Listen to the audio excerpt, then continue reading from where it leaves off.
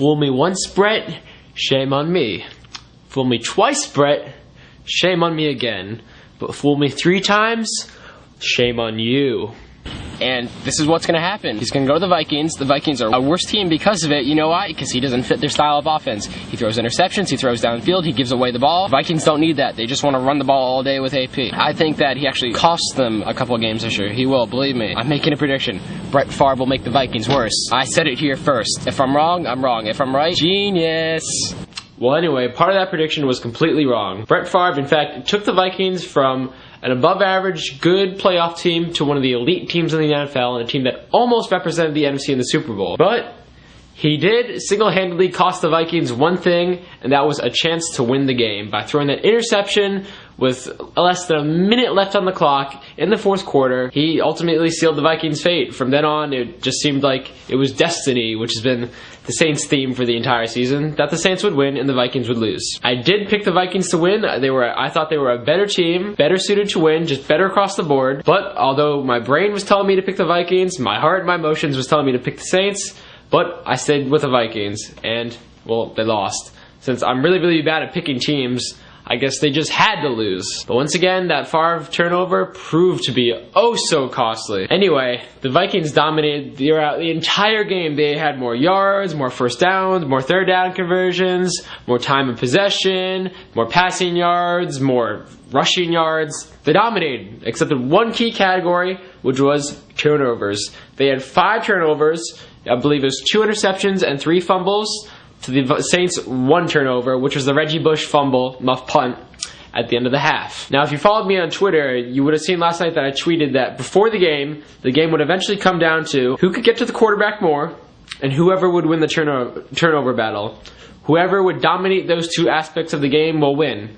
Well, the Saints won the turnover battle, and they just destroyed Brett Favre all night long. He was on his ass half the night. My God. Some of the shots were cheap, and some of them were after the play, and possibly some of them could have been penalties. But no matter what, the Saints got to Brett Favre. They didn't sack him, but they hit him, which is almost as important. But boy, they really, really, really knocked him down.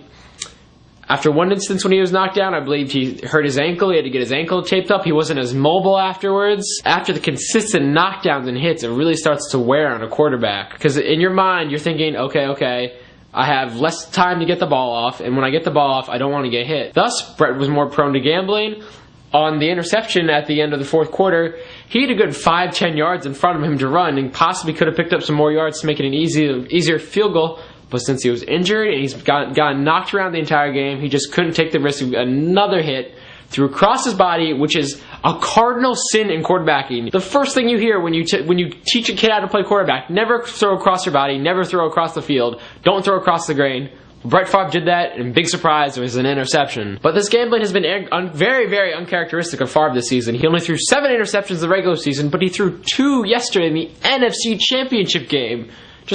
These interceptions seemingly came out of nowhere. They're dumb interceptions, which we saw for many years with the Packers and all of last year with the Jets. Just brainless. Why did you throw those interceptions? One of the most disconcerting sights of the night were the shots of Deanna Favre. Just every single time the Fox camera showed her, she was always praying, looked so distressed and upset because Brett just kept on getting knocked around. I guess when you get knocked down a couple times, you really begin to show your age. Honestly, who knows if he'll be back? He says right now that there's a highly unlikely chance that he'll play. Whatever. He said he would retire with the Packers. Didn't think he was coming back last season with the Jets. But June, July, as Adam Scheffler said on ESPN, he'll start to get that itch again. He's going to feel, training camp's coming up. I want to play again. I really, really, really, really want to play. And who knows? So it's all up in the air. I'm not going to speculate on it because it's stupid, really. Favre made the Vikings an elite team. He took them to that elite level. He played great throughout the season. He had an outstanding season. He proved me wrong, and he proved many people wrong.